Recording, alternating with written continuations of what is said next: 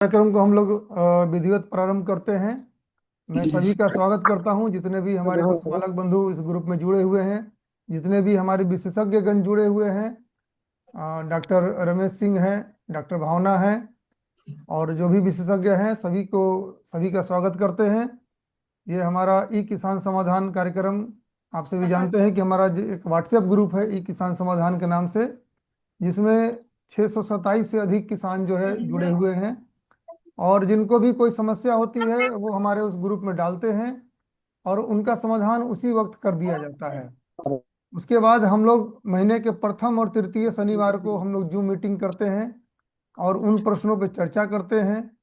हम लोग पूछते हैं कि आपका पशु अब कैसा है, पशु की स्थिति क्या है, जो समाधान बताई गई थी उस पर क्या स्थिति है। और उसके बाद एक टॉपिक पे चर्चा होती है। और आज का जो हमारा टॉपिक है बहुत ही अच्छा टॉपिक रखा गया है कि अगर कोई व्यक्ति डेयरी बिजनेस करना चाहता है तो वो उन्नत नस्ल का चयन कैसे करेगा, किस नस्ल से उनको डेयरी बिजनेस करनी चाहिए। तो बहुत ही अच्छा विषय है, बहुत ही लाभकारी विषय है। बहुत सारे लोग हमारे बिहार राज्य में जो है या दूसरे राज्यों से भी लोग हमारे ग्रुप में जुड़े हुए हैं, तो वो लोग चाहते हैं डेयरी का बिजनेस करना, स्टार्टअप करना। तो कैसे करेंगे, नस्ल का चुनाव सबसे इम्पोर्टेंट होता है, कैसे करेंगे उसके बारे में डॉक्टर रमेश कुमार सिंह जो है, जो कि प्रोफेसर हैं एनिमल जेनेटिक्स डिपार्टमेंट में, तो वो आज चर्चा करेंगे। तो सबसे पहले हम लोग प्रश्नों पे आ जाते हैं, पहले प्रश्न पे चर्चा करते हैं, उसके बाद हम लोग फिर अ,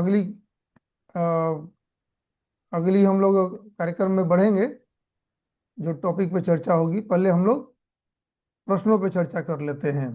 तो ये हमारा 33वां एपिसोड है और इसके पहले हम लोगों ने 6 सितंबर को कार्यक्रम किया था। तो 6 सितंबर के बाद से जितने भी प्रश्न पूछे गए हैं सभी पे हम लोग चर्चा करेंगे। तो आप लोगों को ये पीपीटी दिख रही है? जी सर। हाँ, ये फुल बिहार स्क्रीन। पशु विज्ञान वाला। हाँ हाँ, फुल स्क्रीन में दिख रहा है पीपीटी। जी। बहुत अच्छा। चलिए हम लोग, ये हमारे ई किसान समाधान के विशेषज्ञों की सूची है। जी। और आप सभी देख सकते हैं, यही लोग आपको हमेशा जवाब देते रहते हैं जब भी आप कोई प्रश्न पूछते हैं तो। और ये हमारा क्यूआर कोड आप देख रहे हैं। जो भी बंधु, अगर आप लोग भी जो जुड़े हुए तो ऑलरेडी हैं ही, अगर आप किसी और किसान को जानते हैं, पशुपालक को जानते हैं जो जुड़ने को इच्छुक हैं, तो इस क्यूआर कोड को स्कैन करके वो जुड़ सकते हैं। और जो भी बंधु हम लोग को यूट्यूब चैनल से भी देख रहे हैं, अगर वो जुड़ना चाहें तो इस क्यूआर कोड को आप वीडियो को स्टॉप करके, पॉज करके इस क्यूआर कोड को स्कैन करके आप जुड़ सकते हैं। तो चलिए हम लोग, ये हमारे विशेषज्ञ हैं डॉक्टर रविशंकर मंडल, आप बाएं तरफ देख पा रहे हैं, दाहिने तरफ डॉक्टर राजेश कुमार हैं। ये सबसे ज्यादा मेहनत करते हैं ग्रुप में, इनको बहुत बहुत हम लोग कार्यक्रम के अगले पड़ाव की ओर बढ़ते हैं। ध्यान सुनिए थोड़ा। तो हाँ, हाँ अभी अब किन्हीं को कुछ प्रश्न इसमें से करना है, जो अभी हम लोग प्रश्न पे चर्चा किए हैं। हालांकि बीच में भी पूछा ही गया था, जो भी जिनका भी प्रश्न था, उसके बावजूद किन्हीं को कुछ प्रश्न करना है तो पूछ सकते हैं आप अभी। अभी अनिल सर हमारे बीच मौजूद हैं, हमारे मेडिसिन के प्रोफेसर हैं, तो सर हमारे बीच मौजूद हैं। इन्हीं को कुछ अगर जनरल कोई प्रश्न करना हो। हम्म। सर हाँ लंपी। हाँ, बोलिए बोलिए। ठीक है। सर बोल रहे थे सर कि हम तो आज डाले हुए थे आज हम अपने देखे गाय के सर लिए। एक आदमी बोलिए एक बार में। हाँ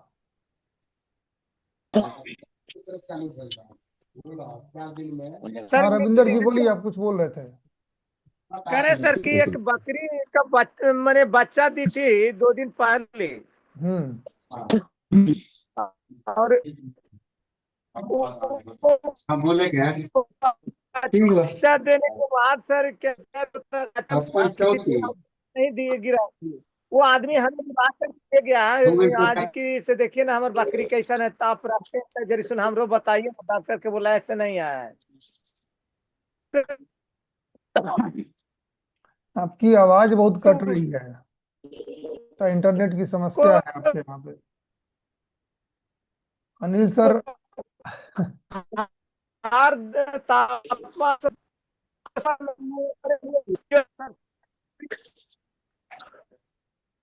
आपका प्रश्न हम आवाज लोग एक्चुअली सुन नहीं पा रहे हैं। यानी बकरी है, कोई ऐसा कुछ बोल रहे हैं, उतना आ रहा है लेकिन उसका कट कट के आवाज आ रहा है। बकरी वो बच्चा आप ऐसा कीजिए ना, आप वीडियो अपना बंद कर लीजिए, खाली ऑडियो ऑन रखिए, आवाज आएगी अच्छा से। हाँ वो बकरी 2 दिन पहले बच्चा दिए, समझे ना सर। हाँ हाँ हाँ हाँ। अब तो वो उसका मैंने पैर नहीं गिरा, तो मैंने बच्चा मुश्किल से निकाला था किसी तरह से हाथ से,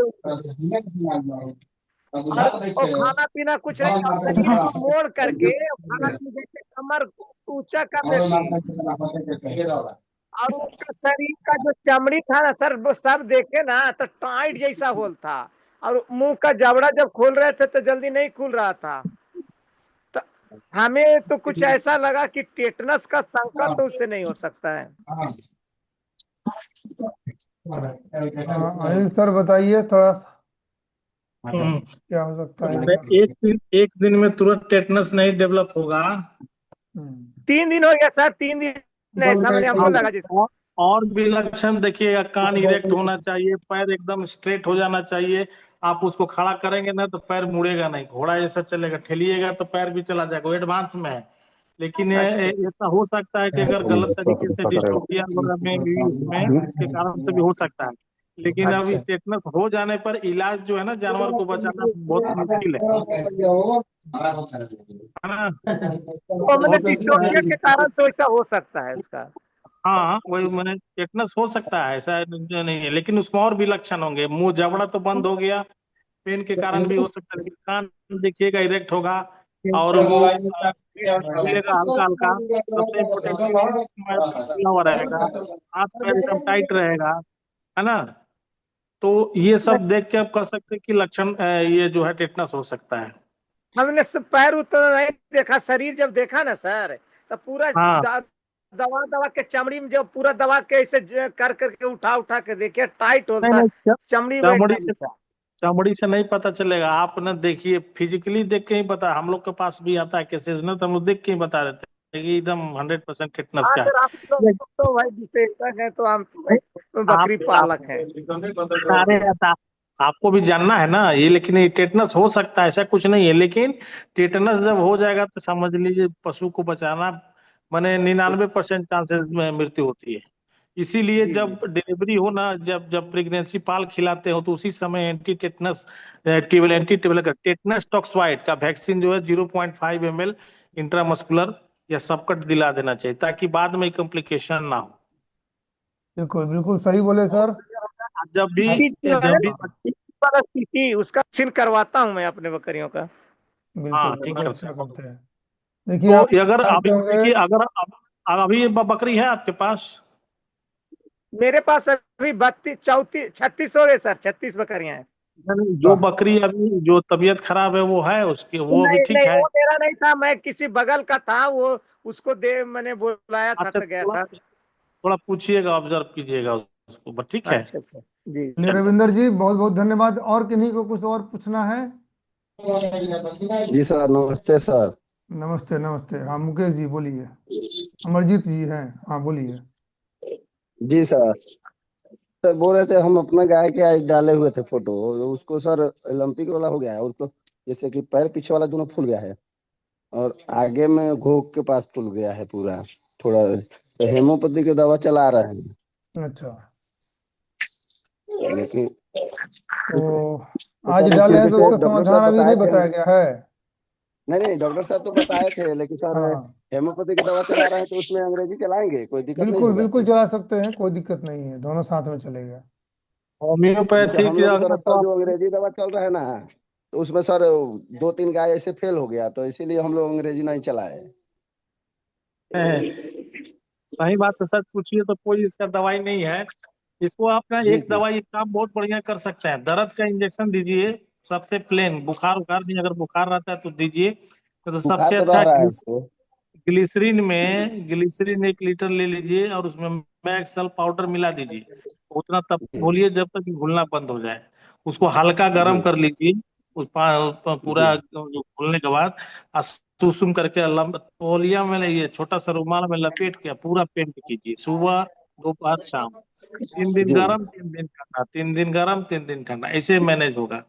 और दर्द जी है ज्यादा मैक्सटोल का इंजेक्शन या दीजिए, या ट्राइबीवेट ताकत वाला दीजिए, क्योंकि वायरस है और जो डैमेज करता है स्किन पे ही ज्यादा उसका अटैक होता है। लिम्फ नोड बहुत सारा जैसा लिम्फ वहाँ बाहर में दिखाई देता है वैसा ही अंदर में भी होता है, सोचिए। जी जी तो वो अपना टाइम लेगा ही लेगा, इसी में इसका मैंने ना रोग से लड़ने का क्षमता को बढ़ाना है, ताकि वो मेंटेन मैंने वो रोग से लड़ सके, अपने आप को बचा सके। उसी के लिए मल्टीविटामिन वगैरह भी, इंटावीटा NH जो है 30 से 40 ml गाय है तो उसको पिलाइए प्रतिदिन। और वही जो बताए मैक्सल फोलाप का जो बहुत अच्छा कारगर है, खास कर जी यहाँ जी वो सूजन हो जाता है ना जी जी, गेट के वही नीचे वाला में। तो ज्यादा है इसका। और सर हाँ तो उसी पीछे में से वो एकदम इसको बैठ नहीं पा लपेटिए रही ना। है सर, आप जैसे इसको पीछे जो जंघा है लपेटिएगा ना ना दोनों, बहुत आराम होता है।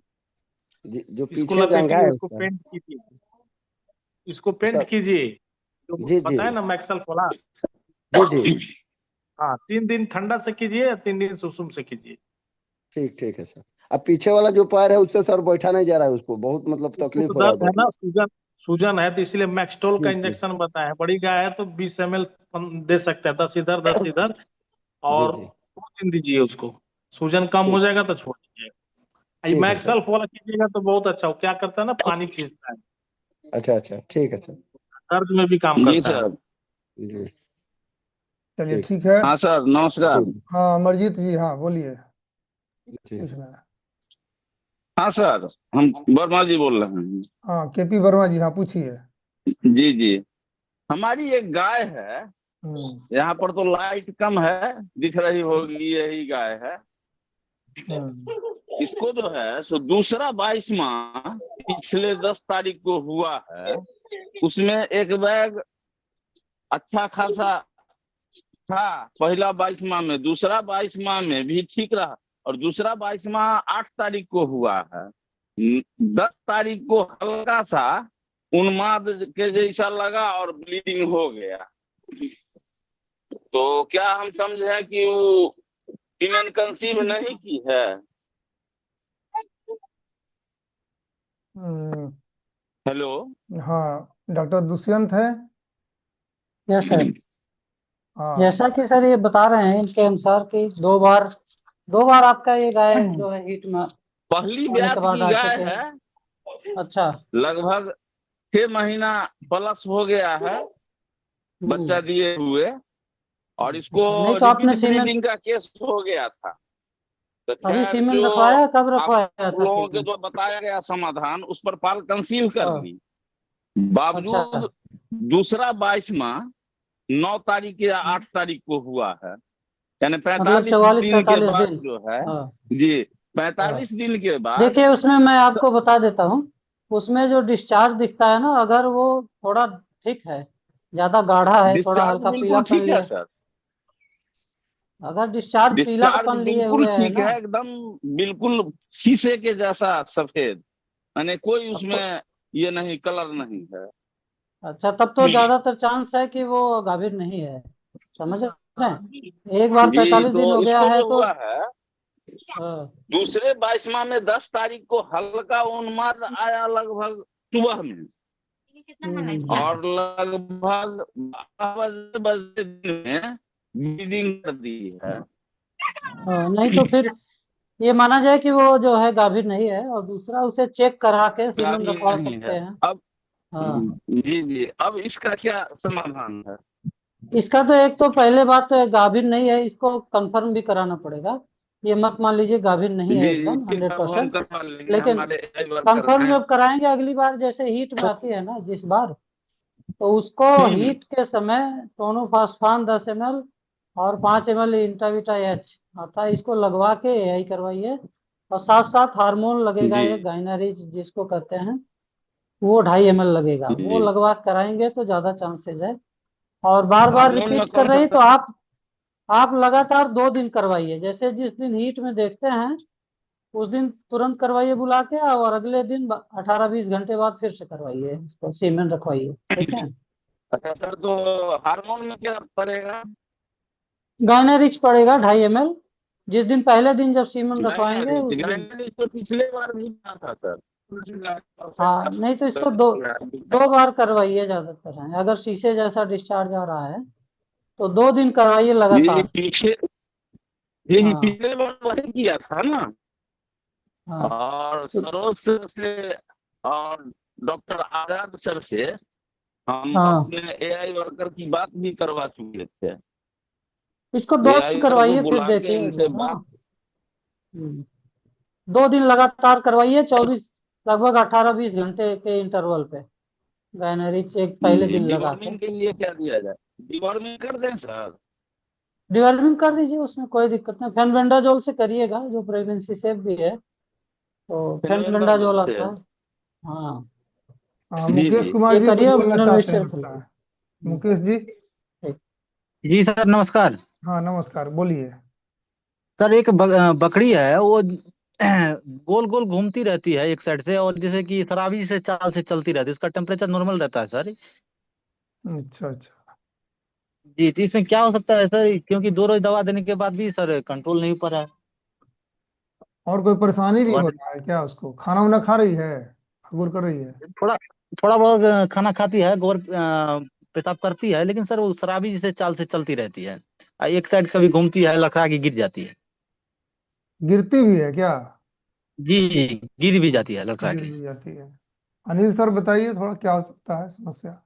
देखिए लक्षण कीट का भी हो सकता है। टेम्परेचर अगर नॉर्मल है, गुनगुन तो कीट हो सकता है। थोड़ा सींग के पीछे थोड़ा सा प्रेस कीजिए, चिल्लाती है कि नहीं, थोड़ा सा 1-2 इंच पीछे करके प्रेस करेंगे ना अंगूठा से, तो वहां देखिए दर्द उर्द हो रहा है कि नहीं। अगर दर्द है तो कीट हो सकता है। लेकिन कीट में भी वो सिस्ट बना हुआ रहता है, कभी कभी पूरा मैच्योर नहीं होता है, तो उसे पता नहीं चलता। लेकिन अगर टेम्परेचर नॉर्मल है और गोल गोल घूम रहा जी है, तो ये मान के चलिए कीट हो सकता है। तो इसमें कभी क्या ट्रीटमेंट दे रहे हैं? इसमें बहुत ज्यादा कुछ नहीं कर सकते हैं। इसमें ट्रीटमेंट के सर्जिकल इंटरवेंशन बहुत इम्पोर्टेंट है। जैसे 2 रोज दवा मैंने दिए थे सर सर्जरी इसमें। करना पड़ता है अगर गिट है, सर्जिकल। जी, चलिए। टेम्परेचर नहीं है नहीं, ना? टेम्परेचर नहीं है सर। हाँ, तो टेम्परेचर नहीं है तो एक बार नर्वाइन, लेकिन गिट होगा तो सर्जरी के अलावा कोई दूसरा उपाय नहीं है। सर्जरी नहीं करना पड़ता है। चलिए सर, धन्यवाद। एक्चुअली ना वो एक पैरासाइट होता है जो कि सिंग जी के नीचे, मतलब ब्रेन के पास चला जाता है वो। ठीक है। वहां पर सींग के पीछे प्रेस करके देखिएगा ना, तो चिल्लाएगी हाँ, थोड़ा, तो सब ये सस्पेंशन है कि वो इसीलिए आप वहाँ प्रेस पेट। करके देखिएगा जैसा अनिल सर बता रहे हैं। अगर उसको दर्द होता है, जी चिल्लाती है वहां दबाने के बाद, तो फिर उसके जी, बाद ग्रुप में आप लिखिएगा, ठीक है? ठीक फिर है वो सर। बताएंगे। ठीक, और ऐसे धन्यवाद। अभी फिलहाल ट्रीटमेंट में अगर देना तो लिस्टेरियोसिस भी मान के चलिए। आपको बुखार लग रहा है, लेकिन हो सकता है आप गए हो तो 2-3 दिन पहले से कोई इलाज और कर रहा हो, तो बुखार का दवाई दे दिया हो, तो उसके कारण से भी वो लिस्टेरियोसिस भी हो सकता है। तो उसके लिए ये एम्पिसिलिन का जी इंजेक्शन ले लीजिएगा, एम्पिसिलिन फ्लोक्सासिलिन का या मोक्सिसिलिन फ्लोक्सासिलिन का। और उसमें प्रेडनिसोलोन ऐड कर दीजिएगा, ठीक है? और नरभाइन जी टॉनिक ट्राइवीवेट वगैरह जो है, यही 3 इंजेक्शन दे के देखिए। प्रेडनिसोलोन, मोक्सेल जी जी फोर्ट आता है जो 300 mg वाला, जी जी मोक्सेल फोर्ट, ट्राइवीवेट और प्रेडनिसोलोन, ठीक है? जी सर। इसको देख के रिस्पॉन्स देखिए। थोड़ा ग्लूकोज वगैरह भी चढ़ा सकते हैं, वो इंटालाइट वगैरह। 50 कितना केजी का है? लगभग 20 kg प्लस है। 20 kg का है तो 20-20 होता है, कम से कम 300-400 ml जी इंटालाइट सर। आप चढ़ा सकते हैं। चलिए ठीक है ठीक है। सर। 2-3 दिन चढ़ाइए ना, बताइएगा। ठीक है अगर सर। इससे रिस्पॉन्स नहीं मिलेगा तो समझिए कि है वही प्रॉब्लम। ठीक है, धन्यवाद ठीक सर। है, तो हम लोग अगले कार्यक्रम की ओर बढ़ते हैं। हमारे विशेषज्ञ डॉक्टर रमेश कुमार सिंह आ चुके हैं, ज्वाइन हम सरोज लोग जी, हम कर लोग चुके हैं। निकले हैं। हाँ सर, हाँ सर, बिल्कुल। Okay, bye. आप जाइए sir. Okay sir, bye sir. तो हम स्वागत करते हैं, हम अपने विशेषज्ञ, आज के जो कार्यक्रम के विशेषज्ञ हैं डॉक्टर रमेश कुमार सिंह, जो असिस्टेंट प्रोफेसर हैं department of animal genetics and breeding में। और बहुत ही अच्छा और जानकारी भरा टॉपिक लेकर के आए हैं डॉक्टर साहब। और वो टॉपिक है कि पशु जो है, जब आप कोई डेयरी फार्मिंग करना चाहते हैं तो कौन से ब्रीड से आप अपना डेयरी फार्म स्टार्ट करेंगे। तो हम स्लाइड शेयर करते हैं, आप लोग बताइएगा स्लाइड दिख रही है कि नहीं। एक सेकेंड। हाँ, एक सेकेंड।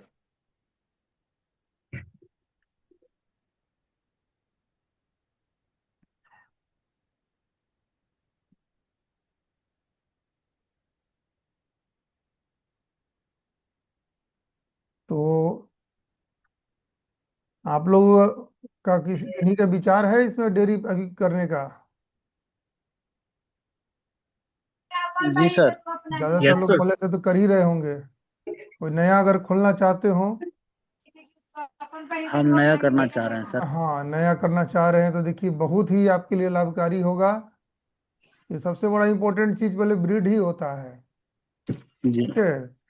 अगर जो भी हम लोग पशु पाल रहे हैं ना, 70% जो प्रोडक्शन होता है वो ब्रीड पे डिपेंड करता है किसी भी पशु का।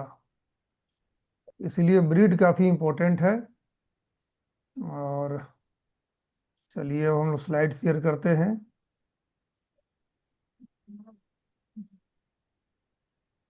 एक सेकेंड, आप लोग बताइएगा स्लाइड दिख रहा है कि नहीं।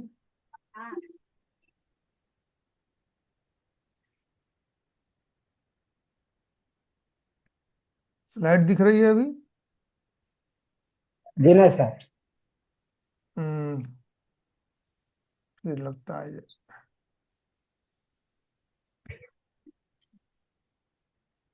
चलिए स्लाइड दिख रही है ना?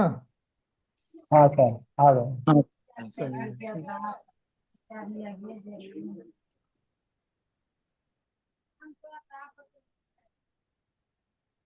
ठीक। ठीक। धन्यवाद सर। हाँ अ, चलिए। अ, आदरणीय डॉक्टर सरोज सर और सभी विशिष्ट वैज्ञानिकगण और सारे किसान बंधु, आज का जो टॉपिक है प्रमुखता डेयरी मतलब दूध उत्पादन के लिए कौन कौन सी गाय और भैंसे की नस्लें हैं जो प्रमुख है। तो अगर देखा जाए तो दूध उत्पादन के लिए बहुत ही कम लिमिटेड देसी नस्ल की गाय हैं, फिर विदेशी नस्ल की गाय हैं, फिर दोनों को क्रॉस कराकर संवर्धन हुआ है, जिसे कहते हैं क्रॉस ब्रेड गाय या पशु या क्या संकर गाय बोलते हैं। तो एक एक करके कुछ कुछ विशेषताओं पे आएंगे। तो पहली जो स्लाइड है दैट इज साहिवाल। तो साहिवाल पे आते हैं। लेकिन कोई भी पशु पालन स्टार्ट कर रहे हैं तो किसी भी नस्ल का सिलेक्शन या पशु का सिलेक्शन आप एक ही बार कर सकते हैं। आप ऐसा नहीं है कि बार बार आप अपना पशु का ब्रीड चेंज कर दें और उससे आप उत्पादन लेने लगे। इस पशुपालन में एक सबसे बड़ी बेनिफिट है या सहायक है कि पशु का जो उत्पादन विगत 100 वर्षों में बढ़ा है। तो ये 100 वर्षों में बढ़ा है तो इसके जेनेटिक सिलेक्शन मीन्स इसका चयन के द्वारा पशुपालकों द्वारा ब्रीडरों द्वारा इनका चयन किया गया है। तो चयन करने के बाद उत्तरोत्तर पीढ़ी दर पीढ़ी उनके दूध का में विकास होता है और इसी दूध का विकास के कारण उनका जैसे 10 जनरेशन 20 जनरेशन और ये कंटिन्यूअस प्रोसेस है। और ऐसा नहीं, और ये किसी भी वातावरण के लिए आपको डेवलप करना। पहले एक एक करके आते हैं। पहले साहिवाल गाय। तो साहिवाल गाय हमारी देसी गाय है, इसमें हीट टॉलरेंस की कैपेसिटी है, डिजीज रेजिस्टेंस की कैपेसिटी है। और हमारी देसी गायों में ये सबसे ज्यादा दूध देने वाली है, मतलब 1400 से 2500 केजी के बीच में देती है। इसकी फैट परसेंट भी 4 से 5% के बीच में है। Next slide sir. Next slide आपकी गिर गाय है। तो गिर गाय का भी फैट परसेंटेज 4 से 5% के बीच में है और इसका एक विशिष्ट आकार है। आपको मीन्स निनार से, गाय के निनार से और सींग के बनावट से आप पहचान लीजिएगा कि ये गिर गाय है। और इसकी भी दूध उत्पादन 2000 से 2500 किलोग्राम के बीच में है। और ये गाय भी एक देसी नस्लों में एक प्रमुख दूध उत्पादक गाय है। Next slide sir. Red Sindhi ये जो गाय है कुछ ऑर्गेनाइज फार्म में है हमारे यहाँ। ऑर्गेनाइज फार्म कुछ बिहार, उड़ीसा और तमिलनाडु के कुछ कुछ जो सरकारी फार्म थे उसमें, और ये चाहे साहिवाल हो चाहे वो रेड सिंधी गाय हो, वो इसका जो ब्रीडिंग ट्रैक्ट है, पशु प्रजनन क्षेत्र है, ये मूलतः पाकिस्तान में चला गया, और जो देश के विभाजन के बाद जो बचा वो आपका बच गया, जो और फार्म के रूप में है डिफरेंट सरकारी संस्थाओं के फार्म में। तो इसका भी दूध उत्पादन अच्छा है, मीन्स 1200 केजी से 2000 केजी के बीच में है, या 1800 केजी तक है, और फैट परसेंटेज 4 से 5% के बीच में। इसमें भी वो देसी गायों की जितनी खूबियां हैं सारी है। नेक्स्ट जो स्लाइड सर, हरियाणा। तो अब दो तरह की गाय है। अब जितनी आप रेड सिंधी देखे, साहिवाल देखे और गिर देखे, तो अब इसके जो दूध तो थोड़ा देती है, लेकिन बछड़े का यूज मीन्स ना बैल के लिए कम होता है या बैलगाड़ी के लिए कम होता है। लेकिन जब आप इनका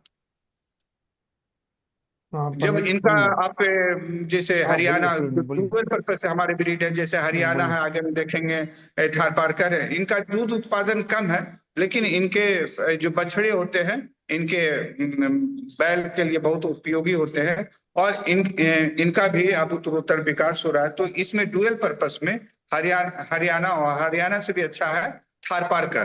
तो थारपारकर जो ब्रीड है, इसका उत्पादन भी आज मीन्स 1500 से 2000 केजी के बीच में है। फैट परसेंटेज भी आपका 4 से 5% के बीच में है। थारपारकर गाय उजली देखने में अच्छी होती है। फिर इसके जो क्या कहते हैं कि बछड़े बहुत अच्छे बैल के रूप में डेवलप होते हैं। अगर आप जेनेटिक सिलेक्शन एंड ब्रीडिंग के पॉइंट ऑफ व्यू से, इसके ऑर्गेनाइज फार्म भी है देश में, तो इसके उन्नत के नस्ल मीन्स उन्नत किस्म के साढ़ के बीड़ भी इसके उपलब्ध हो जाएंगे। तो आप जो किसान दोनों काम के लिए, दूध के साथ साथ बैल उत्पादन डुअल पर्पस के लिए भी आप किसानी करना चाहते हैं तो ये कर सकते हैं थारपारकर से। तो देन फिर हम लोग को ज्यादा दूध उत्पादन चाहिए होता है, तो दूध उत्पादन के लिए देसी गायों और विदेशी गायों को जोड़कर करन फ्रीज और हमारी जितनी साहिवाल और जितनी कुछ देसी गायों थी जोड़ के जो एक संकर गाय बना, उसे एक करन फ्रीज गाय बनाया गया। तो इसकी उत्पादक क्षमता 3000 किलोग्राम पर बयान है, और फैट परसेंटेज भी इसका अच्छा है, 4% है। नेक्स्ट करन स्विस गाय। तो करन स्विस गाय आपका साहिवाल और करन हॉस्टन एंड फ्रीजन HF गाय के संकरण, और इसका भी सीमेन अच्छे क्वालिटी का मिल जाता है, क्योंकि ये भी प्रोजेनी टेस्टिंग प्रोग्राम के अंदर है। तो इसके अभी आप मीन्स CRC मेरठ, आप कैटल रिसर्च इंस्टीट्यूट मेरठ से आप इसकी सीमेन भी उपलब्ध कर सकते हैं, और उत्तरोत्तर उन्नत किस्म की गाय अपने फार्म पे बना सकते हैं करन स्विस की ये गाय। नेक्स्ट है जो हमारी कुछ देसी जो गाय है, तो बछौर है, ये देसी नस्ल के लिए देसी नस्ल की है। दूध उत्पादक क्षमता कम है, पर इसमें हल जोतने की कैपेसिटी बहुत अच्छा है, डिजीज रेजिस्टेंस बहुत ज्यादा है। देन गंगात्री गाय जो हमारे शाहाबाद के रीजन में है, इनकी भी दूध उत्पादकता 900 से 1500 केजी के बीच में है, फैट परसेंटेज 4 से 5 के बीच में है। ये भी दोनों पर्पस को सॉल्व करती है, बैल के लिए भी और दूध उत्पादन के लिए भी, लेकिन दूध उत्पादकता कम है। और इसकी तो पूर्णिया गाय रिसेंटली ये ब्रीड नस्ल के रूप में डेवलप हुआ है। ये छोटी गाय है, मीन्स कम चारा, फ्लड कंडीशन, सारी चीज में ये सरवाइव करके एक ऑप्टिमम दूध प्रोवाइड करती है। मीन्स 500 से 1000 किलोग्राम के बीच में। इसकी भी फैट परसेंट 4 से 5% के बीच में। नेक्स्ट है आपकी जर्सी गाय।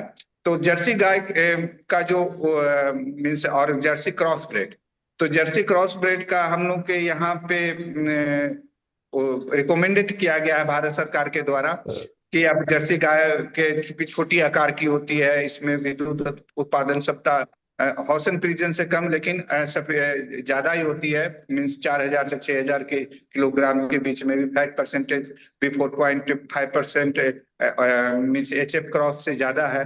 तो ये भी एक और उन्नत है। हम और हमारे जो उष्णीय वातावरण है इसमें ये सरवाइव करने की क्षमता रखती है।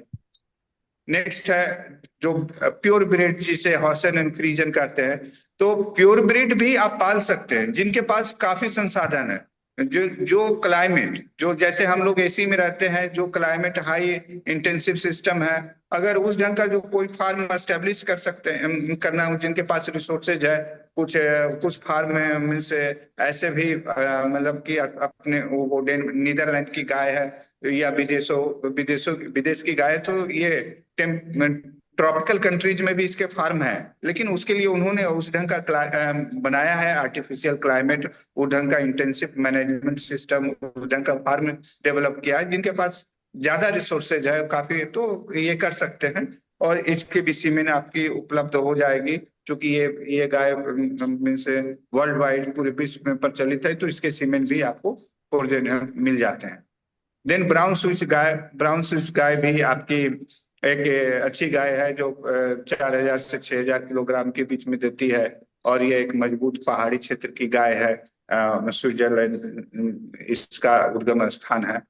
नेक्स्ट है रेड डेन। ये तो सिंपल मीन्स डेनमार्क की गाय है, भूरी रंग है, इसकी भी उत्पादन पर ये सब जो गाय है पहले थी, लेकिन अब हम लोग के यहाँ 2 ही ब्रीड के को रिकमेंड किया गया है, HF crossbred and Jersey cross bread, यही दोनों का पालने के लिए। ये शुरू के जो प्रमुख आयर भी कुछ मीन्स 1900 से 1950 के बीच में आए, इससे क्रॉस ब्रीडिंग कराया गया। क्रॉस ब्रीडिंग कराने के बाद भी जो हम लोगों का जो रिजल्ट आया, तो HF crossbred and Jersey crossbred ही हमारे क्लाइमेट के लिए सुटेबल पाया गया, इसीलिए ये दोनों का ज्यादा प्रचलन हुआ। गुआन से भी एक फ्रांस की ब्रीड है, ये भी एक अच्छी दुधारू गाय है। इसमें बीटा कैरोटीन का मात्रा ज्यादा होता है इसके दूध में, ये दूध का रंग दिखने में सुनहरा लगता है, और इसकी भी दूध उत्पादन क्षमता 5000 से 8000 के बीच में, एवरेज 6000 किलोग्राम के बीच में है, और ये विदेशी। देन भैंस में जो आप कहते हैं, तो हर एक कोई जानते हैं कि जो भैंस की जो हमारी नस्लें हैं, जो प्रमुख नस्लें हमारी भारत में ही पाई जाती है भैंसों की, और उसका जो दूध के लिए जो सबसे प्रमुख नस्ल है मुर्रा है। ये हमारे हरियाणा से ही इसका ब्रीडिंग ट्रैक्ट है, उत्तम स्थान है। ये 1500 से 2500 किलोग्राम विथ फैट परसेंट 60% के साथ ऑलमोस्ट ये दूध देती है, और इसका भी सीमेन अवेलेबल होता है, क्योंकि ये भी बहुत सारे जो CIR केंद्रीय भैंस अनुसंधान संस्थान है, तो इसके और बहुत सारे संस्थानों को जोड़ के एक किसान बंधु ने, डॉक्टर साहब एक डिस्टर्ब कर रहा हूँ, सॉरी, एक किसान बंधु ने पूछा भी था बीच में कि ग्रुप में डाला था कि मुर्रा का हमको सीमेन चाहिए, तो कहाँ पे मिलेगा?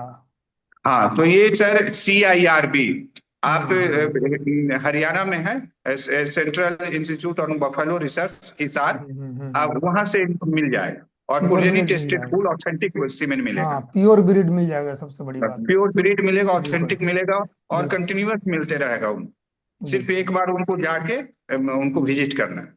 ठीक। नेक्स्ट जो ब्रीड है नीली रावी, ये भी CIRB भैंस अनुसंधान संस्थान के प्रोजेनी टेस्टिंग प्रोग्राम में है। तो ये भी लगभग मुर्रा की तरह ही दूध उत्पादक ये भैंस है, और इसका भी सीमेन जो है आपकी generation by generation progeny testing के अनुसार मिल जाएंगे, और ये भैंस पाकिस्तान में भी काफी पॉपुलर है। तो ये भी भैंस की आपकी अच्छी दूध देने वाली भैंस है। नेक्स्ट एक भैंस की ब्रीड है, दैट इज मेहसाना कहते हैं, ये गुजरात में पाया जाता है। ये सुरती और मुर्रा का क्रॉस ब्रेड है इसके द्वारा, और ये भी प्रोजेनी टेस्टिंग में मीन्स गुजरात में दूध उत्पादन के वृद्धि में ये इस मनीष जी, आप अपने आप को म्यूट कर लीजिए, मनीष जी। तो मेहसाना भैंस का भी बहुत अच्छा योगदान है गुजरात के दूध उत्पादन में। तो इसका भी दूध उत्पादन 1200 से 1800 केजी के बीच में है, मीन्स 1200 से 1500 केजी ऑलमोस्ट पर लैक्टेशन पर बयान मिल जाता है। और इसका भी सीमेन आपको उपलब्ध हो जाएगा। और ये भी है कि हमारे क्लाइमेट के लिए बहुत ही उचित और डिजीज रेजिस्टेंस वाली भैंस है। जफराबादी भैंस एक पिकुलियर है, ये भी गुजरात की भैंस है। इसकी भी दूध उत्पादन क्षमता अच्छी है। ये 2000 से 2500 केजी के बीच में मीन से मुर्रा नीली रावी से कम है, लेकिन यह है कि इसका भी पिकुलियर फिनोटाइप है, मीन से आकार है सिंग का, फोरहेड का, ललाट का, तो ये पहचान में आ जाती है। और ये भी एक अच्छी दुधारू भैंस है। तो किसी भी नस्ल से आप करें शुरुआत, आप चाहे वो प्योर ब्रीड से करें, प्योर नस्ल से करें, देसी से करें, विदेशी से करें, या संकर गायों से करें, आपको जिन अनुवांशिक उत्पादन में बढ़ोतरी करते जाना है। तो अनुवांशिक उत्पादन में बढ़ोतरी करते रहने के लिए आपको अच्छे से साढ़ के सीमेन का आपको प्रोक्योर करना होगा, जहां मिले वहां से लाके, और इसका आपको उसी से आपको कृत्रिम गर्भाधान करवाना चाहिए। तो ऐसे जैसे हम लोगों के कुछ डाटा है जो मैं आपके साथ शेयर कर रहा हूँ कि बिहार में गाय और की संख्या 15 मिलियन है, 7.7 मिलियन भैंस की संख्या है। तो ये हमारे देश में भी इसकी पॉपुलेशन, बिहार में भी गाय भैंस चतुर्थ पंचम पोजीशन गाय और भैंस के बीच में है। तो इसकी जो उत्पादकता क्षमता जो देखते हैं, नेक्स्ट स्लाइड सर, तो राष्ट्रीय औसत से कम है। तो राष्ट्रीय औसत से कम होने के कारण हमें अपनी दूध उत्पादन क्षमता बढ़ाने का तभी बढ़ा सकते हैं जब इसका हम लोग वैज्ञानिक तरीके से इसका ब्रीडिंग कराएं, इसका प्रजनन वैज्ञानिक तरीके से कराएं। अगर हम लोग वैज्ञानिक तरीके से प्रजनन नहीं करा पाएंगे तो हमारे दूध उत्पादन की वृद्धि की दर नहीं हो पाएगी। कारण कि हमारे पास जनसंख्या कम थी, तो संख्या बढ़ाकर फीमेल पशु, मादा पशु की संख्या बढ़ाकर हमने दूध उत्पादन की बढ़ोतरी किया, लेकिन बहुत ज्यादा मादा पशुओं की हम लोग संख्या नहीं बढ़ा सकते कि उससे सेम ही जमीन पे आदमी को भी रहना है, सभी को खाना, उसी से और सारी उपज से सभी को खाना है। तो इसके लिए हमें प्रति पशु उसकी उत्पादकता को बढ़ानी है। तो नेक्स्ट स्लाइड सर, उसके बाद नेक्स्ट स्लाइड। जितेंद्र जी म्यूट कर लीजिए अपने आप को। तो हम सर, तो इसमें कि अब हमारी जो नस्ल जो सुधार कार्यक्रम करना है तो कैसे करें? तो हमारे पास जो भी देसी गाय भैंस जो भी पॉपुलेशन है, जो हमारा क्लाइमेट, हमारे वातावरण के लिए हजारों साल से वो सिलेक्ट होकर वो हमारे लिए उपयुक्त है, और इसको हमें अनुवांशिक विकास करना, अनुवांशिक विकास करना। एक स्लाइड छूट गया है सर, एक स्लाइड छूट गया है, ये वाला इसके पीछे का ये। जी जी जी जी हवाला तो हो ही गया। हाँ, यहीं पे सर। जो हमारी देसी गाय और भैंस है, तो इसकी हम लोग पहचान कर रहे हैं, इसकी जो एक समूह है इसकी एज ए ब्रीड की तरह रजिस्ट्रेशन कर रहे हैं। और जो भी आपके पास देसी भैंस है, देसी गाय है, तो इसकी प्रजनन के लिए आपको जो उस क्षेत्र में सबसे ज्यादा दूध देने वाली मादा है, उसके जो नर बच्चे होते हैं उसको आपको बचा के रखना है, और उससे आपको पाल खिलाना है बछिया को, पाड़ी को, ताकि उसके बच्चे ज्यादा दूध देने वाले हों। तो जो मादा पशु जो सबसे ज्यादा दूध देने वाली होती है उसको नहीं बेच के उसे रखें और उसके नर बच्चों को पालें। ये नहीं कि किसी भी भैंस के नर बच्चे को हमने साढ़ बना लिया, ज्यादा से ज्यादा दूध देने वाली गाय भैंस। तो इसी जो मीन्स वर्गीकृत जो भैंस या गाय नस्ल में परिवर्तित है, तो उसके द्वारा पशु संतति मीन्स ना प्रोजेनी टेस्टिंग प्रोग्राम करते हैं। तो संतति परीक्षित बूल का सीमेंट जो हम लोग कर रहे थे कि आपको केंद्रीय अनुसंधान संधान हिसार पशु भैंस अनुसंधान संधान से मिल सकता है, फिर साहिवाल के लिए आपको NDRI करनाल से मिल सकता है, NDDB से मिल सकता है। तो इन सभी जगहों पे जो प्रोजेनी टेस्टिंग प्रोग्राम या कुछ बेफ की संस्थाएं वो देती है, तो वो आप उसके हाई ब्रीडिंग वैल्यू वाले मेल के सीमेन को यूज करके आप करें। Next slide sir. अगर किसी भी ब्रीड में मान लिया जाए कि नहीं है, पुर्जेनी टेस्टिंग उसका नहीं हो रहा है, उसके साथ पुर्जेनी टेस्टेड बुल का सीमेन उपलब्ध नहीं है, तो एक सिंपल उपाय क्या होना चाहिए? तो एक वंशागत चयन चयन कर सकते हैं।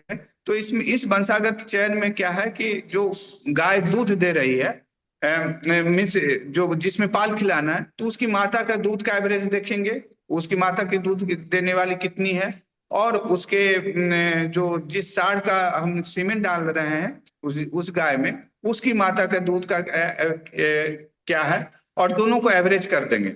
दोनों को एवरेज करके रैंकिंग करेंगे उस साढ़ को कि सबसे ज्यादा एवरेज कौन सा साढ़ के आता है, और उसी साढ़ के सीमेंट से हम लोग इसका ब्रीडिंग कराएंगे। इसे कहते हैं हम लोग वंशागत चयन। अगला स्लाइड सर।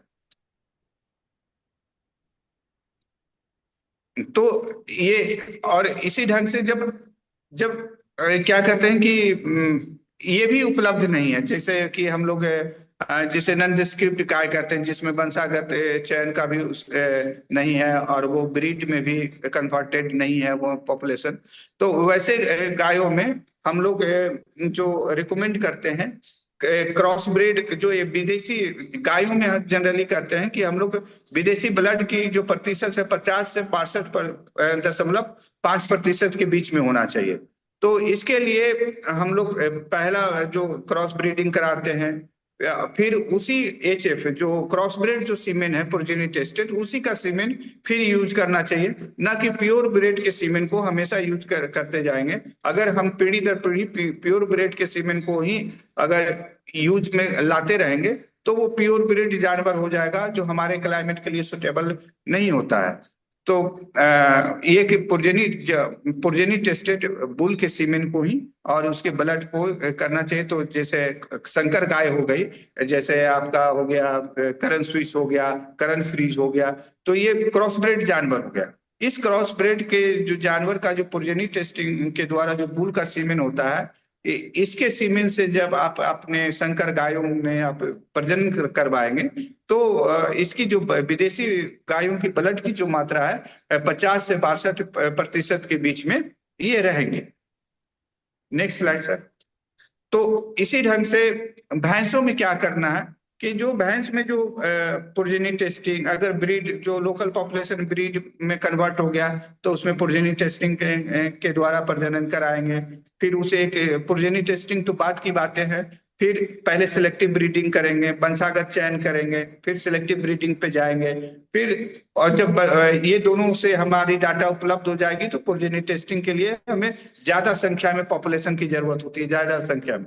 लेकिन जब वो अवर्गीकृत नॉन डिस्क्रिप्ट भैंस जो किसी ब्रीड में उन्नत नहीं हुआ, तो इसे हम में से 2 या 3 जो प्रमुख डेयरी ब्रीड है, जैसे मुर्रा हुआ, मेहसाना हुआ, नीली रावी हो गया, इसके सीमेन से क्रॉस ब्रीड ब्रीडिंग करा सकते हैं। तो और इसे प्योर ब्रीड के सीमेन से यूज करना है। तो जैसे जैसे आप पीढ़ी दर पीढ़ी कराते जाएंगे, तो इसे ग्रेडिंग अप कहते हैं। क्योंकि जो हमारे मुर्रा का जो सीमेन आ रहा है, मुल का, साढ़ का, नीली रावी या मेहसाना का, वो तो प्योर ब्रीड का सीमेन है और वो प्रोजेनी टेस्टिंग के द्वारा आ रहा है। तो अब इसका जब पीढ़ी दर पीढ़ी कराते जाएंगे, तो हम और जो उन्नत जो क्या कहते हैं कि मादा बच्चिया है, उसी के बच्चे को आगे पालेंगी। तो सिलेक्शन दोनों स्तर पे होता है, मादा पशुओं के लिए भी होता है और नर पशुओं के लिए भी होता है। अगला स्लाइड सर। तो अब जो भी ब्रीडिंग का महत्व क्या है, ब्रीडिंग का महत्व ये है कि कहीं भी उन्नत पशु है, नस्ल है, आप किसी भी क्षेत्र में दूध उत्पादन के लिए काफी संख्या में लाकर और नहीं पाल सकते, क्योंकि हमारी क्लाइमेट अलग है, दूसरी जगह की क्लाइमेट अलग है। तो हमारी अपनी क्लाइमेट के लिए एक बार जानवर लाके हमारी जानवर को खुद को ही डेवलप करना होता है। तो हमारी जलवायु, भूगोल, जो सांस्कृतिक परंपरा है, उसके अनुसार हम लोग जो डिमांड बनता है, इसके अनुसार डेवलप करते हैं। और किसी डेयरी किसी दूध या किसी व्यवसाय के लिए उसकी डिमांड क्या है, वो कितनी प्राइस मिलेंगे, तो इस पे भी डिपेंड करता है। और यह एक मल्टी फैसेट मीन्स बहुआयामी प्रक्रिया है। तो अगर आप ब्रीडिंग जो है आप सही ढंग से कराते हैं, और ये एक लंबा समय चलने वाला है। जब तक क्या कहते हैं ना कि जब तक आदमी रहेगा धरती पे, जब तक ये ब्रीडिंग चलता रहेगा, ये एक जनरेशन की कम नहीं, आदमी के साथ चलते रहने वाला। जैसे आदमी का विकास होते रहेगा वैसे पशुओं का विकास होता रहेगा। तो अब जैसे कि सर अगला स्लाइड। तो अब मीन्स किसी भी कोई भी आप पशु का किसी भी ब्रीड का, चाहे संकर गाय प्योर ब्रीड का लेने जा रहे हैं, तो किन किन चीजों का देखना है? तो पहला उसका हम दूध उत्पादन देखना है कि ज्यादा से ज्यादा दूध उत्पादन देने वाला अगर मादा का बच्चा हो, नर भी हो तो उसके मादा का ज्यादा से ज्यादा दूध देने वाली उसकी माता की कितनी दूध देने वाली हो, उसकी थन की संरचना कैसी है, प्रजनन प्रदर्शन मतलब कि वो ये प्रथम बयान में कब बच्चा देती है, फिर कार्विंग मीन्स दो बच्चे देने के बीच का अंतराल क्या है, उसका स्वास्थ्य कैसा है, स्वभाव कैसा है, मीन्स स्वभाव मतलब कि डोसाइल है कि नहीं, क्या अनुकूलशीलता हमारे वातावरण के लिए वो सुटेबल है कि नहीं है। देन अनुवांशिक के लक्षण, कोई विसंगति तो नहीं है, कोई किसी ढंग का जो अनुवांशिक जेनेटिकल हो। अगला स्लाइड सर। तो इस ढंग से ये हमारी ये हो गई, इस ढंग से हमारी प्रमुख नस्लें हैं, और ये इस नस्लों को डेवलप किया जाता है पशु प्रजनन के द्वारा, और जो विदेशों में डेवलप हुई है सारी गाय जितनी देखें, तो हमें भी अपने वातावरण के अनुसार ब्रीडिंग करना होगा, तभी हम लोग अच्छे दूध उत्पादक राज्य के रूप में डेवलप हो सकते हैं। कुछ विगत वर्षों में हरियाणा ने डेवलप किया आप में ब्रीडिंग प्रोग्राम, गुजरात ने किया, इवन कर्नाटका ने किया, और बहुत पर क्षेत्रों ने, आंध्र प्रदेश ने किया। तो जैसे जैसे लोग लर्न कर रहे हैं, साइंस को समझ रहे हैं, और ये एक आदमी का काम नहीं है, ये पूरे समूह पूरे पॉपुलेशन, राज्य और सरकार और पब्लिक दोनों की सहभागिता की जरूरत है। दोनों को सहयोग से ही ये संभव हो पाता है। ये लगातार चल रहने वाला कार्यक्रम है। तो इसी के साथ मैं अपनी बात समाप्त करता हूँ। आगे किन्हीं को कुछ पूछना हो तो पूछ सकते हैं। थैंक यू सर, बहुत बढ़िया, बहुत अच्छा से बताया आपने हर एक ब्रीड के बारे में, चाहे गाय हो या भैंस हो, और काफ़ी विस्तार से बताया, और हमारे खासकर राज्य के संदर्भ में बताया कि हम लोग क्या कर सकते हैं, कौन सा पशु से कर सकते हैं। इसमें कुछ पूछना हो किसी बंधु को ब्रीडिंग के संबंध में तो पूछ सकते हैं। जी नमस्ते सर। हाँ, गोलू मिश्रा जी पूछिए। जी सर, बोले हैं कि जैसे हमारे बिहार में जैसे वेटनरी डॉक्टर हैं ब्लॉक ब्लॉक स्तर पे, उनको जब सीमेन दिया जाता है तो सर उन्हें सर सेक्सेड भी दिया जाता है, नॉर्मल भी दिया जाता है। तो सर उनसे हम पूछे कि यदि सेक्सेड है तो सर नस्ल तो हमें पता है कि जर्सी का है, लेकिन सर किस बुल का है ये वो बताने में असमर्थ है, और कहाँ से आया है ये भी वो नहीं बता पा रहे थे। तो सर कैसे यहाँ पे, या तो हम किसी प्राइवेट कंपनी से लेते हैं सेक्सेड सीमेन तो हमें महंगा पड़ता है, यदि सरकार के द्वारा निर्गत की जा रही है जी तो सर उसका हमारे पास कोई डाटा नहीं आ पा रहा है, तो सर कैसे हम ये कर पाएंगे? डॉक्टर दुष्यंत, हम बताइए जरा। सर इसमें इनका जो कहना है कि जो हम ब्रीड नहीं पा रहे, वो पता नहीं पा रहे कहाँ से वो लाता है। मैं आपको बता दूं कि जो सीमेन एक्स्ट्रा होता है उस पर खुद ही लिखा रहता है। पहला तो है अगर सेक्स सार्टेड है तो उस पर लिखा रहेगा वो किस कंपनी ने बनाया है, उसके बाद लिखा मतलब किस टेक्निक से बना है, दूसरा लिखा रहेगा कितना परसेंटेज फीमेल का है, जनरली 90% फीमेल का है। तीसरी बात लिखी रहती है कोड भाषा में, जैसे ABC, SAG, इसके बाद बायफ, गोदरेज या अमूल, ये सब कंपनियों के नाम लिखे रहेंगे। तो आप उसके बाद बुल नंबर लिखा रहता है, समझ रहे हैं आप, बुल का नंबर लिखा रहता है। जैसे ही आप उस कंपनी का बुल नाम और बुल नंबर डालेंगे गूगल पे, आपको तुरंत उस बुल का जो है पूरा डिटेल निकल कर आ जाएगा कि वो बुल कितना लीटर का है, उसकी माँ कितने लीटर की, डैम यील्ड, सायर डैम यील्ड, तमाम चीजें पूरा का पूरा डिस्क्रिप्शन आ जाएगा। मैं एग्जाम्पल के तौर पे एक बुल का जो है निकाल कर ग्रुप में पोस्ट करूंगा, इस तरह से आप गूगल करके भी उसको देख सकते हैं। और जहाँ तक बात है वेटनरी डॉक्टर को इस बात का नहीं पता है, तो ये मुझे संदेह हो रहा है कि वो AI वर्कर होगा, AI वर्कर नहीं होगा, पता होगा। बिल्कुल बिल्कुल। सर डॉक्टर को जरूर पता रहता है कि कहाँ से हम्म सीमेन आ रहा है, कहाँ से जा रहा है। हम्म और जो बिहार गवर्नमेंट देती है, प्रोवाइड करती है, 250 रुपये का भी शायद है, मुझे एग्जैक्ट रेट नहीं पता है, लेकिन शायद 250 रुपये में प्रोवाइड करती है सब्सिडाइज। और जो बाहर मिलते हैं बायोफ हाँ वगैरह से सुधीर जी। लेके, जो उनका मैं 900 से लेके 1500 तक का रेंज है। मेरी बात सुना जाए। सर मैं हाँ गवर्नमेंट के बारे में बोल रहा हूँ सर। उनको जो लाया जाता है सीमेंट, यदि बाहर से ला के प्रोवाइड किया जाता है, तो सर उनको हाँ। लिस्ट नहीं किया जाता है कि किस बुल का सीमेंट हम आपको दे रहे हैं। जैसे प्राइवेट नहीं नहीं, कंपनी ऐसा ऐसा हो नहीं सकता है, समझ रहे हैं? ऐसा ऐसा हो ही ही नहीं सकता कि क्योंकि वो उनको देने का मीनिंग नहीं है। अगर उनके पास सीमेन आया है, स्ट्रॉ पे खुद ही प्रिंट रहता है सब कुछ।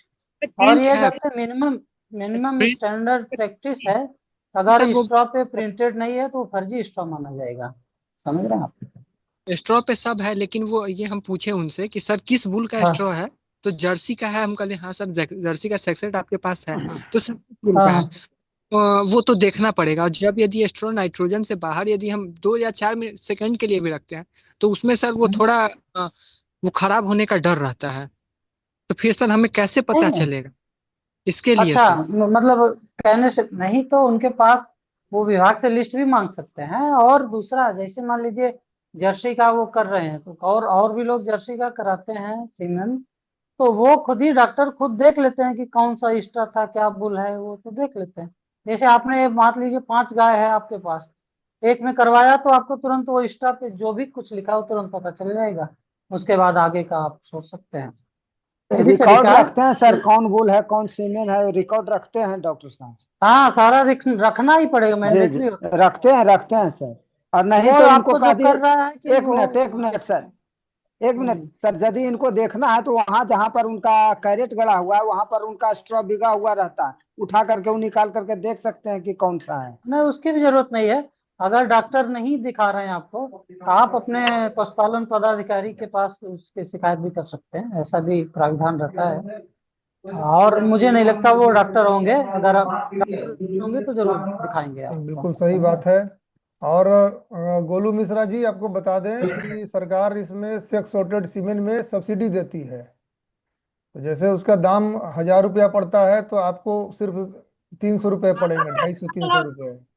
ठीक है, क्योंकि इसी 700 रुपये आपको सरकार सब्सिडी दे रही है। पर सेक्स नहीं सॉर्टेड कर। सीमेंट अच्छी टेक्नोलॉजी है, जिसमें कि आपको बछिया ही होने का चांसेस है, ज़्यादा चांसेस है कि बछिया ही होगी। 90% से ज़्यादा चांसेस होती है कि बछिया ही होगी। ठीक है, क्योंकि और इसी बात पे मैं उसमें सर बता एक दिया गया था। अपने हाँ किसान भाइयों को बताना चाहता हूँ कि sir, Bihar animal sciences university, जो हमारा बिहार वेटनरी कॉलेज है, ये एम्ब्रियो ट्रांसफर का भी प्रोग्राम करता है। और अभी हमारे बिल्कुल। कई बच्चे हाँ देखिए, बाहर भी आ चुके हैं आईवीएफ के माध्यम से। अगर, हाँ तो जिन अगर, किसानों को आईवीएफ करवाना है, वो हम्म, उसमें आ सकते, हमें से संपर्क कर सकते हैं, डॉक्टर सरोज से बिल्कुल संपर्क कर सकते हैं। अच्छी नस्ल बिल्कुल का आईवीएफ का बच्चा मिल आईवीएफ जाएगा। बिल्कुल। अभी जो आ सकता सर विशेषज्ञ ये हमारे तो बीच डॉक्टर ग्रामीण दुष्यंत स्तर पर यादव नहीं हैं, नहीं सर। है, ग्रामीण सुनिए स्तर पे हो सुनिए, जाए। पहले आप लोग सुनिए। डॉक्टर दुष्यंत यादव जो हमारे बीच हैं, ये असिस्टेंट प्रोफेसर हैं हमारे डिपार्टमेंट में गायनेकोलॉजी में। ठीक है, और हमारे इम्ब्रियो ट्रांसफर टेक्नोलॉजी एक प्रोजेक्ट चल रही है हमारे बिहार कृषि विज्ञान विश्वविद्यालय के, उनके जी पीआई भी हैं, प्रिंसिपल इन्वेस्टिगेटर हैं। ठीक है, इन्हीं के अंडर में रिसर्च चल रही है इम्ब्रियो ट्रांसफर वाली, और काफी अच्छा रिजल्ट उसका देखने को मिल रहा है। देखिए, दूध बढ़ाने के लिए जैसे कि ब्रीड इम्प्रूवमेंट किया जाता है, जो अभी आपको डॉक्टर रमेश सिंह बता रहे थे। इसके बाद एक दूसरा जो तरीका है वो आपको इम्ब्रियो ट्रांसफर टेक्नोलॉजी से है। जो तो ये माता विलेज स्तर पर दूध नहीं है सर। जिसकी दूध काफी ज्यादा है, जिस गाय की इम्ब्रियो को जो है दूसरे गाय में ट्रांसप्लांट किया जाता है, ट्रांसफर किया जाता है। ठीक है, तो ये तकनीक है, जिनको जानना होगा हम लोग इस पर भी एक डिस्कशन रख देंगे डॉक्टर साहब से। जी हम सर, रिक्वेस्ट करेंगे कि अगला टॉपिक हम लोग इसी पे रख दें, काफी लाभकारी जरूर होगा। सर, जरूर सर। और कैसे मिलेगा, तो क्योंकि इसके लिए आप लोग परेशान होने की जरूरत नहीं है। डॉक्टर साहब खुद हमारे विशेषज्ञ हैं, हमारे ग्रुप के परमानेंट विशेषज्ञ हैं सर। तो आपको जी कोई भी प्रश्न ईटीटी से संबंधित है, आप ग्रुप में भी डालिएगा, डॉक्टर साहब तुरंत जवाब देंगे उसका। ठीक है, और सुधीर सिंह जी जी हाथ उठाए हुए हैं बहुत देर से, कुछ बोलना चाह रहे हैं तो बोलिए। सुधीर कुमार सिंह जी, अनम्यूट कर लीजिए अपना माइक्रोफोन। इनका शायद कुछ इशू है कि माइक्रोफोन को अनम्यूट नहीं कर पा रहे हैं। सर एक मेरा सवाल था सर हाँ, रविंदर जी कुछ बोलना चाह रहे हैं, बोलिए। कि सर IVF जो अभी सर ने बताए, हम्म। हाँ, तो उसमें सर क्या हो, जैसे हाँ एक है AI करना और एक IVF, ये इसमें क्या मैंने अपना आईवीएफ में जैसे आप कोई आपके पास, मान लीजिए हम 2 मिनट में बता देते हैं। मान हाँ। लीजिए आपके पास कोई 50 लीटर की एचएफ गाय है, लेकिन वो गाय आपके पास बहुत रेयर होगी, आपके जिले में 2 4 10 जिले में आप ही के पास होगी 50 लीटर की। तो हम उस 50 लीटर की गाय से अंडे निकाल के लैब में उसको फर्टिलाइज करके बच्चे बनाते हैं 7 दिन का। जैसे आपके 50 लीटर की गाय साल भर में एक ही बच्चा देगी, लेकिन हम उस गाय से सैकड़ों बच्चे एक बार ही लैब में बना के सैकड़ों गायों में ट्रांसफर कर देंगे। तो लगभग उसमें 30 से 35 या 40 45% तक कंसेप्शन भी आता है। तो 100 गायों में डाला हमने तो 40 से 45 गायों में लगभग वो प्रेगनेंसी रहेगी। तो वो 50 लीटर की गाय एक साल में, समझिए आप एक पैदा करते बच्चा, हमने 40 से 45 बच्चे उससे पैदा कर सकते हैं एक ही साल में, 100 भी हो सकते हैं।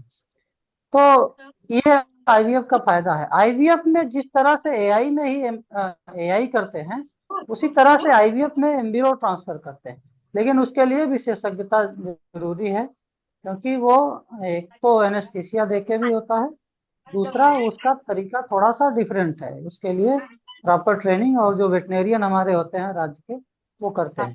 अभी सरोज सर को शायद मालूम भी होगा कि हम लोग एक आईवीएफ के लिए अपने जो राज्य के सारे वेटनेरियन को ट्रेनिंग देने जा रहे हैं। जब ये सारे वेटनेरियंस ट्रेंड हो जाएंगे तो आपके जितने जिले में और जहां भी है वो आपके लिए एम्ब्रियो ट्रांसफर करने का काम भी करेंगे। धन्यवाद। बिल्कुल, धन्यवाद। हमारे विश्वविद्यालय द्वारा जो है कुछ कोर्सेस भी स्टार्ट किए जा रहे हैं, है ना, जिसमें एआई का भी कोर्स है। तो अगर किन्हीं को करना है तो जल्दी करेंगे, क्योंकि डेट काफ़ी नज़दीक आ गया है। मेरे ख्याल से 30 सितंबर तक लास्ट डेट है। तो हमारे विश्वविद्यालय के वेबसाइट पे आप जाएंगे, फॉर्म मिल जाएगा, ऑनलाइन अप्लाई करना है। जो भी करना चाहते हैं ऑनलाइन अप्लाई तो कर सकते हैं। ठीक है, तो इसी के साथ अब मैं धन्यवाद दे दूं। जिन लोगों ने भी काफ़ी मेहनत किया, सबसे पहले तो मैं धन्यवाद देता हूं डॉक्टर रमेश कुमार सिंह को, कि उन्होंने काफ़ी अच्छा प्रेजेंटेशन किया और इतना अच्छा से उन्होंने स्लाइड में इतना मटेरियल उन्होंने डाला कि मुझे हैरानी होती है कि मतलब कितना मेहनत इन्होंने किए होंगे, उतना सारा ब्रीड्स को कंपाइल करने में एक जगह पर ला करके इन्होंने हमें दिखलाया। और आप लोग अभी देखकर सोच रहे होंगे कि आप लोग अभी तक मुश्किल से 10-15 ब्रीड के बारे में जानते होंगे, गाय और भैंस मिला करके। तो आज आप लोगों ने देखा कि कितने तरह के ब्रीड होते हैं, और हमारे राज्य में के लिए सूटेबल जो ब्रीड है वो भी उन्होंने बताया कि राज्य के लिए कौन सा ब्रीड सूटेबल रहेगा। तो डॉक्टर साहब को बहुत बहुत धन्यवाद कि आपने धन्यवाद सर। कीमती समय दिया और बहुत ही अच्छा प्रेजेंटेशन दिया। निश्चित रूप से हमारे सभी पशुपालक बंधुओं को इसका लाभ होगा। और हमारे जो विशेषज्ञ हैं डॉक्टर दुष्यंत यादव, जो कि हमारे ग्रुप में भी विशेषज्ञ के रूप में हैं, ये गायनी के बहुत अच्छे विशेषज्ञ हैं। गायनी का जो भी समस्या हमारे ग्रुप में होती है जवाब देते हैं। और अभी ईटीटी के बारे में भी उन्होंने बताया, तो आपको भी बहुत बहुत धन्यवाद। Anil sir thank you sir. हम लोग हाँ डिस्कशन में थे, लेकिन वो अभी चले गए हैं, तो उनको भी धन्यवाद देता हूँ। मैं अपने director extension doctor Nirmal Singh Dahiya, जो अभी कार्यक्रम में फिलहाल मौजूद नहीं है, उनको भी धन्यवाद देता हूँ। उनके दिशा निर्देशन में ये कार्यक्रम हो रही है। तो इसके साथ ही जितने भी पशुपालक बंधु अभी तक जुड़े हुए हैं, मतलब 7 बजे से ये कार्यक्रम हो रही है और अभी तक सभी लोग जुड़े हुए हैं, तो मैं आप सभी को कोटि कोटि धन्यवाद देता हूँ। तो आप लोग काफ़ी तन्मयता के साथ, काफ़ी इंटरेस्ट के साथ कार्यक्रम में भाग ले रहे हैं। आप लोग प्रश्न डालते हैं, आप लोग इस तरह प्रश्न डालते रहिए और हमारे विशेषज्ञ उसका समाधान बताएंगे, और हम आपके पशुओं का हाल समाचार भी जानेंगे। हमारे बिहार पशु विज्ञान विश्वविद्यालय आपके पशुओं के लिए, आपके पशु के समाधान, समस्या के समाधान के लिए तत्पर है, और आप सभी के समाधान के लिए तत्पर है। तो सर मेरा हाँ बोलिए, केपी वर्मा जी कुछ बोलना चाह रहे हैं? जी सर। ऐसा कि इसका वीडियो जो है अपने हाँ यूट्यूब चैनल पर डाल दे। हाँ, यूट्यूब चैनल पर भी है, मैं ग्रुप में भी डाल दिया करता हूँ। आज का भी जो कार्यक्रम का वीडियो है वो 2-4 दिन में इस ग्रुप में डाल दिया जाएगा। ठीक सर है। मेरा आपसे अनुरोध है एक। हाँ सर बोला हूँ कि सर किसान को जागरूक करने के लिए जो लोग ग्रुप से जुड़े हुए हैं सर हाँ, उनके लिए ट्रांसफर करके ये रिजल्ट हमारे पास आया है, ऐसे आया है। सर इसके लिए आप क्या सर एक विश्वविद्यालय में सर एक छोटा सा सेमिनार नहीं रख सकते हैं किसानों के लिए? एम्ब्रियो ट्रांसफर के लिए? नहीं नहीं सर सब कुछ के लिए, आप जागरूक करने के लिए, किसानों को जागरूक बिल्कुल करने के बिल्कुल। लिए। नहीं, हमारे यहाँ सेमिनार एक हाल ही में हुआ था प्रोग्रेसिव फार्मर्स का। अगला यस सेमिनार सर। जो हम लोग करेंगे आप ही लोग को बुलाएंगे उसमें से। ठीक है। आप लोग जी जो जी लोग जी इच्छुक सर। होंगे, आप लोग, हम लोग एक रजिस्ट्रेशन फॉर्म, एक गूगल गूगल डॉक्यूमेंट फॉर्म में डाल देंगे। आप लोग उसको भर दीजिएगा और उस कार्यक्रम में आप सभी को पटना बुलाया जाएगा। ठीक है। 1 दिन का जी वर्कशॉप सर। होता है, सभी लोगों को बुलाएंगे और वो जी कार्यक्रम सर। जी बिल्कुल निःशुल्क रहेगा। आप लोगों जी को कुछ सर। नहीं करना, बस आ जाना है। ठीक है। हाँ ओके सर। हाँ, चलिए सर ठीक है। सर एक मेरा प्रश्न था सर। हाँ मिल भी लेंगे। Hello sir. हाँ, बोलिए। कह रहे हैं कि सर जो एआई करने के लिए अभी ट्रेनिंग के लिए कर रहे हैं कि उसमें हाँ है, हाँ, उसमें एआई ट्रेनिंग करने के लिए क्या क्या चीज की आवश्यकता हो सकता है? क्या मैं भी कर सकता हूँ उसका प्रशिक्षण?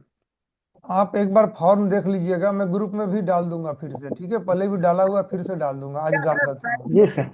फिर से डाल उसमें दिया टेंथ जाए। टेंथ पास चाहिए? का सर्टिफिकेट लगेगा। जो 10th पास है, किसी भी जी स्ट्रीम से है, वो कर सकते सर हैं, फिर चाहे से आर्ट डाल हो चाहे सर साइंस हो। सर फिर से डाल देंगे तो अच्छा रहेगा डाल सर। देंगे, डाल सर देंगे, अभी अभी मैं थोड़ी तो देर में डाल मैट्रिक देंगे। पास नहीं हूँ सर। जी सर। इसी तो मेरे पास मैट्रिक का सर्टिफिकेट नहीं है। अच्छा ठीक, पहले डाल देंगे, देख लीजिएगा तब फिर अपने हाँ, आप सोच लीजिए। देखिए मेरे कम से ठीक पास कम सर, मैट्रिक ओके पास ओके, तो उसमें बहुत होना बहुत। ही चाहिए, है ना? जी नहीं सर। तो जी जी फिर जी। आप वो पता चलेगा क्वालिफिकेशन एचएफ है, वो डालना तो है करना। तो आप जो है जर्सी डाल दीजिएगा। तो नहीं सर, वैसा नहीं है सर। इसीलिए, मैं हाँ, इसीलिए एआई थोड़ा सर सा, कहीं बहुत तक सिर्फ मैं अपने गाय का एआई स्वयं करता हूँ। मैं नहीं नहीं, चलिए अच्छी बात डॉक्टर है, को मैं नहीं। सही बोल रहा था। देखिए छोटा, देखिए कोई भी चीज के लिए क्वालिफिकेशंस रखा जाता है, मिनिमम रखा क्वालिफिकेशन। जाता है तो, लेकिन और अब मैट्रिक तो मुझको लगता है कि सबसे मिनिमम क्वालिफिकेशन है आज के समय में। कोई भी बच्चा तो मैट्रिक तो कम से कम किए हुए ही रहता है। इसीलिए ठीक है सर, अब विश्वविद्यालय द्वारा समाप्त किया जाए। बहुत अच्छा काम किया गया है कि क्वालिफिकेशन को बिल्कुल कम से कम रखा गया है। ये इंटर हाँ। भी हो सकता था, ग्रेजुएशन भी हो सकता था, लेकिन सिर्फ मैट्रिक रखा गया है। तो चलिए और ठीक है, हम लोग बातचीत करते रहेंगे, ग्रुप में तो जुड़े हुए हैं ही। कोई भी समस्या होगी, कोई भी प्रश्न होगा, आप ग्रुप में डालिएगा। मैं सभी को धन्यवाद देते हुए कार्यक्रम को यहीं विराम देता हूं। और हम लोग फिर मुलाकात होगी अगले कार्यक्रम में, जो कि 2 सप्ताह के बाद पुनः होगा। प्रथम शनिवार अक्टूबर का जो होगा उसमें हम लोग करेंगे। आप सभी को बहुत बहुत धन्यवाद।